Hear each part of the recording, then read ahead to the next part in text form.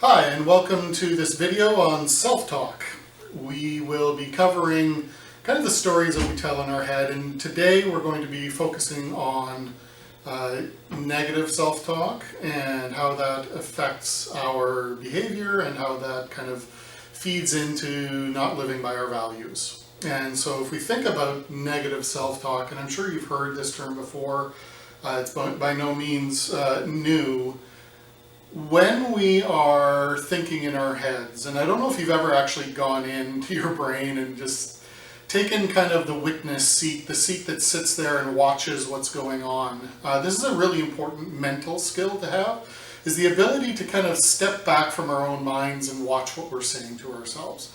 Watch what we're feeling, watch what's going on inside here, because it's interesting that we as humans have this capacity to notice what we're thinking. And our thoughts are not us. Our thoughts are an outworking of our beliefs. And so if you remember from the managing our emotions, our beliefs are where our feelings are generated because we believe things about the world. And our self-talk is an outcome of our beliefs as well. The things that we say to ourselves about ourselves and other people are an outcome of our beliefs. It's what we believe about people. And so these stories are super important. And if we're going to be focusing on this negative element of self-talk, then we're going to be thinking about those things that we believe about the world, we believe about ourselves, we believe about others, and tell ourselves in our head. We're going to be noticing that those things tend to escalate problems. And so if you think about the last time that you had a disagreement with somebody, and maybe it was a short disagreement, they did something, they said something that bothered you, and then it was a short interaction, and then later you're thinking about it. And while you're thinking about it, you're getting more and more upset, you're getting more and more hurt, you're getting more and more angry. That is negative self-talk. That is talk that will lead you down the road of violating your values. Because we will give ourselves all this emotional justification for lashing out, for pulling away, for breaking relationship, either through actively causing harm or through freezing the other party out. And so we need to be super careful about our negative self-talk. So what kinds of things show up as negative self-talk? What are the things that we need to be worrying about? Well, one of them is this idea of blame. It's very closely connected to shame. And the challenge with this is blame is a sticky thing, and it is very difficult to solve because it's about the other person's character. It's about the other person's quality as a human being. And when we are looking for fault in other people or fault in ourselves, we tend to get stuck on those things and we don't move past. That's not to say we can't feel responsibility for things, but responsibility is really different than blame. So blame is, oh man, it's totally their fault, or it's totally my fault, and there's a lot of clarity there. That is just not justified. Usually situations are complicated, and we judge ourselves based on our intent and other people based on their behavior. And that's not really a fair kind of level to lay blame at. Also, one of the things that comes alongside of blame is what's called black and white thinking. It's kind of an all or nothing. There's again an excessive clarity here. We do not live in a black and white world. I don't know, the last time you looked around, you saw things in multicolor. Like, the world is a technicolor world. And, you know, people move pretty quickly from black and white TVs to color TVs because it actually is nicer, right? It's a more realistic expression of how the world is. And so if you're telling black and white stories, I'm all good, they're all bad, I'm all bad, they're all good, you suffer from excessive clarity around this, and the reality is it's multicolored. There are elements of responsibility all over the place, and you can go all the way back to your great-grandparents to find some responsibility even back there for some of the things that we're involved in and dealing with now. So there is no kind of clarity. So this way of thinking, believe it or not, is very negative in terms of self-talk because it doesn't allow for the nuance of reality. This is not how reality works. Another form of kind of negative self-talk is kind of going to the worst, right? Kind of disaster thinking, where you're thinking, oh, geez, I said the wrong thing, and now they're going to think I'm stupid, and I'm going to lose my job, and nobody's going to respect me ever again, right? That kind of just straight down track to the worst possible scenario is not helpful, right? Because it gets your body into this super stressed place. And it's nasty, and we make poor decisions when we're really stressed, right? Because we lose our resources.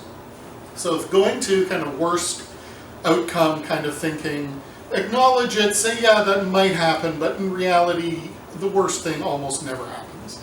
And so we need to kind of back the bus up there and think more about what is going on in reality, because most people aren't that judgmental, and frankly, most people don't think about us as much as we do, right?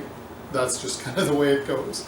Another one is looking for kind of rationalization. So this is where we go in and we begin to justify either their behavior or our behavior, and it's linked to blame, it's linked to this black and white thinking. But it's a kind of a way that you can notice, if I'm rationalizing, if I'm making up a story so that me feeling bad is okay or them feeling bad is okay, we're rationalizing. And it's important to remember that this is typically not helpful. Being kind of this kind of justification where we give ourselves, this is almost a justification for our bad behavior or their bad behavior, right? Negative self-talk tends to get us riled, either thinking really badly about ourselves or thinking really badly about others.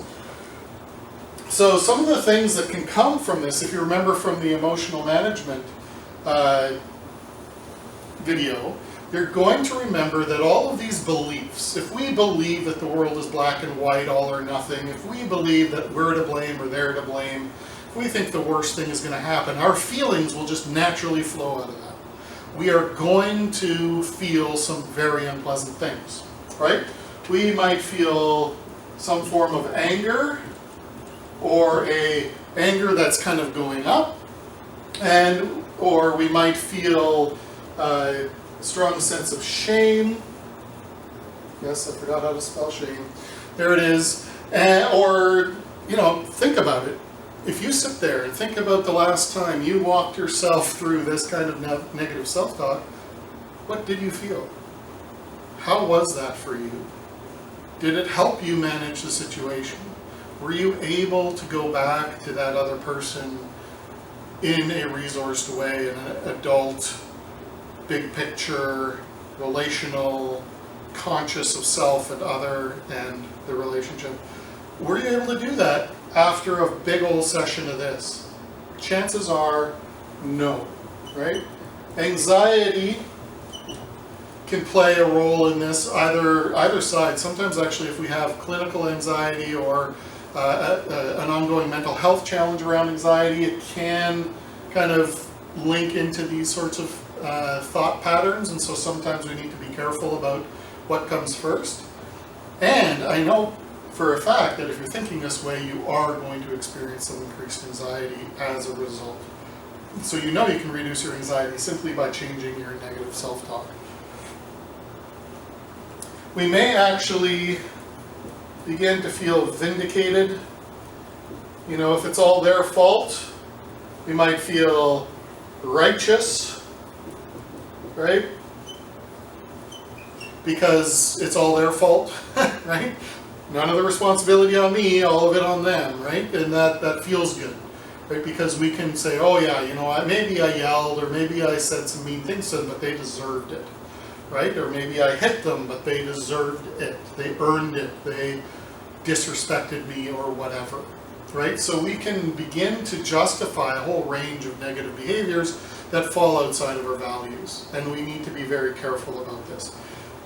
The challenge with these sorts of feelings, anger and vindication and righteousness, they're temporary, right? And they don't survive the pain that is caused in the relationship. So when you kind of come out of your negative self-talk, you are going to feel some regret, very likely. That you're going to regret how you feel, you're going to regret how you behaved, and there's going to be all kinds of negative outcomes. So negative self-talk, these stories that we tell ourselves about other people, these stories that we tell ourselves about ourselves, are a really big deal.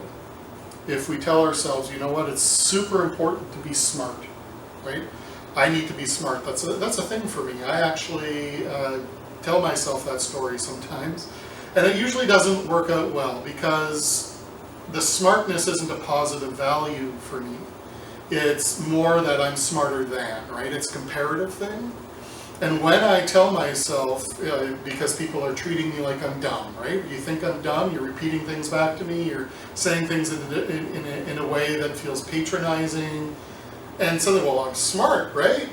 You shouldn't treat me that way. That's not right. I am smart. You should know that. It ought to be obvious. And so I get into this place where now I'm not respecting them. I'm feeling like, well, maybe I'm not smart, or how is it that they didn't see me smart? Well, you know, there's a whole bunch of negative stuff that starts happening inside of me, and it's all because of this story that I need to be smarter than other people. I need to be seen as smart by everybody, and that's just not true, right? I am as intelligent as I am, and that's just kind of the way it is, and it'll work or it'll not work in different relationships. And so I can have a much more nuanced story about that. And so it's not necessarily that we're rejecting every story we tell ourselves. We are paying attention to them, and are they helpful? I'll keep coming back to that in my videos. Are they helpful, right? Helpful with what? Helpful with living my values. Because those are the bedrock of who I want to be in the world. So if the negative self-talk story does not help me live by my values, then it's a negative self-talk I need to get rid of. So I'd like you to think about, what is it that you do? What are the stories you tell yourself that get you all riled up, that kind of talk you up and kind of cause your shoulders to tense and your muscles to clench and your gut to roil and all those physiological responses? Pay attention to that. Notice what story it is. See if it's helpful for you. And if it isn't, stop telling it. It's your story. So thanks for watching the video. I look forward to any comments that you might have. And we're just going to pause on this for you to think through, kind of asking yourself those questions. What are my negative self-talk, and are they helpful for me living by my values?